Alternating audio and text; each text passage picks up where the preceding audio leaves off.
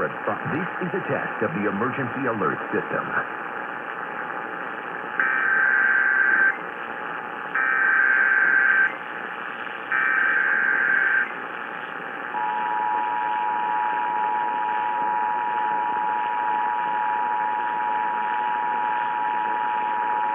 Equipment that can quickly warn you during emergency. This is a coordinated monthly local test of the emergency alert system originating from the EAS local primary station for this area. Equipment that can quickly warn you during emergencies is being tested. If this were an EAS actual emergency, such as a tornado, a toxic material release, nuclear plant accident, or other state or local emergency that affects your safety, official messages would have followed the alert tone. This station serves the Southeast Michigan local operational area. This concludes this test of the EAS system.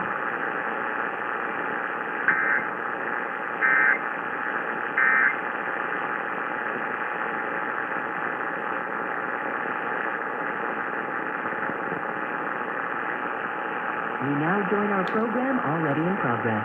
By the way,